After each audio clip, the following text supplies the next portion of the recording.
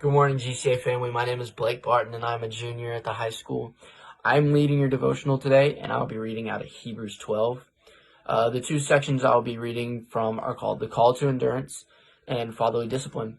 And I feel like those two sections have been huge for this time for me. And when I was reading this, they really fell in my heart. And so I'm going to pray, and then we'll get started. Dear Lord, I thank you for this day. I thank you that we serve you, a great Father, Lord, who loves us. And I just pray that you give us wisdom and you help lead us through these times, Lord, and help make us better and help us to pursue your kingdom in everything that we do, Lord. It's in your precious and amazing name I pray. Amen. All right, Hebrews. Hebrews was written in order to exalt Jesus. The author of Hebrews was trying to exalt Jesus through everything he wrote about.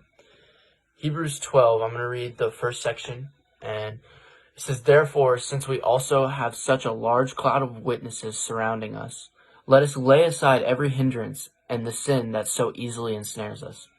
Let us run with endurance the race that lies before us, keeping our eyes on Jesus, the source and perfecter of our faith. For the joy that lay before him, he endured the cross, despising the shame, and sat down at the right hand of the throne of God." In verse 2, it says, keeping our eyes on Jesus, the source and perfecter of our faith.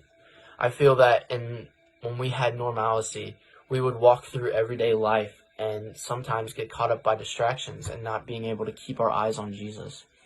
And I feel like this time has helped a lot of people to step back and realize that God is the perfecter of everything. He's the creator and owner. And we need to be glorifying him in everything that we can do, keeping our eyes on his purpose. The very next sentence says, for the joy that lay before him, he endured the cross, despising the shame, and sat down at the right hand of the throne of God. The bottom of my Bible says it could also translate to, who instead of the joy lying before him. Jesus gave up the perfect joy of heaven and the perfect life to come down and walk with us and to suffer the in and outs of human life. That just shows his love for us. But it also is a message of hope, so that no matter what you're going through, Jesus sacrificed perfection to give you perfection. He endured the cross. And that could be a message to hope of anyone who is struggling in this time. God is working in everyone at this time. It could be in different ways, no matter if you're growing or if you're resting or if you have troubles or trials or if life is going great. God is definitely working through you in some way. I'm moved down to the next section, and in verse 6, it talks about fatherly discipline, and fatherly discipline is something that's huge because it elaborates on God's love for us. He loves because he disciplines because he loves. In verse 6, it says, for the Lord disciplines the one he loves and punishes every son he receives. God disciplines to make us better.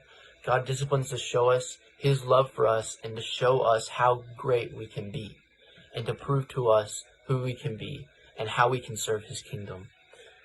Verse 11 says, no discipline seems enjoyable at the time, but painful. Later on, however, it yields the peaceful fruit of righteousness to those who have been trained by it.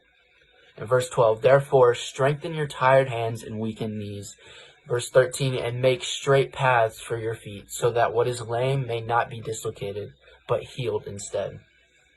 So God will discipline us, and he will put trials and troubles in our lives to prove to ourselves that we can do it and to help make us better in the future.